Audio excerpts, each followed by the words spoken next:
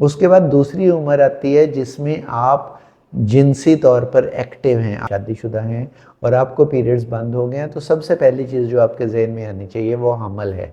और उसको आप कंफर्म कर सकते हैं, बहुत ही सिंपल टेस्ट है। आप एक स्ट्रिप लें और उसको अपने यूरिन के साथ टेस्ट करें तो आपको पता चल जाएगा कि प्रेगनेंसी है या नहीं। इस उम्र में कई दफ़ा अगर आपको पीरियड्स की इरेगुलरिटी है तो वो भी इस वजह से हो सकता है कि कई दफ़ा आपने बेध्यानी में कंसीव कर लिया, मतलब आप प्रेग्नेंट हो गई, आपको पता नहीं चला और फिर वो प्रेगनेंसी में इरेगुलर ब्लीडिंग हो रही है जिसको आप माहवारी की या पीरियड्स की खराबी समझ रही हैं। और इस उम्र में भी आपका वज़न का बढ़ना, वज़न का कम होना, कोई परेशानी होना, कोई जिस्मानी मुशक्क़त, नींद की कमी, डिप्रेशन, कोई जज्बाती झटका, ये सारी चीज़ें जो हैं इनसे भी आपके पीरियड्स इरेगुलर हो सकते हैं या बंद हो सकते हैं।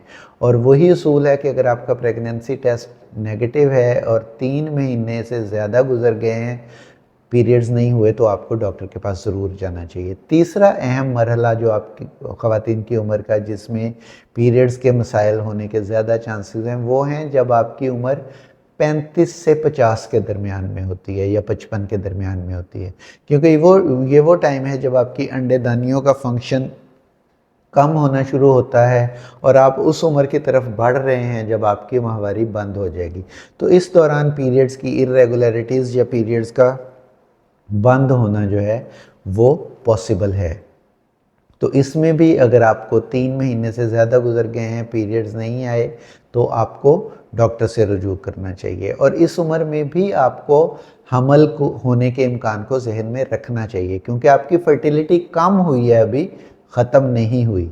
तो अगर आप कोई भी तरीका फैमिली प्लानिंग का इस्तेमाल कर रहे हैं तो आपको इस उम्र में उसको जारी रखना चाहिए। तो इसके अलावा कई दफ़ा ऐसे होता है कि पीरियड्स बंद हुए और उसके बाद जब पीरियड्स हुए तो बहुत हैवी हुए। इसमें यह भी समझने वाली बात है कि जो पीरियड्स में आपका खून ज़ाया हो रहा है वो आपका अपना खालिस कीमती खून है।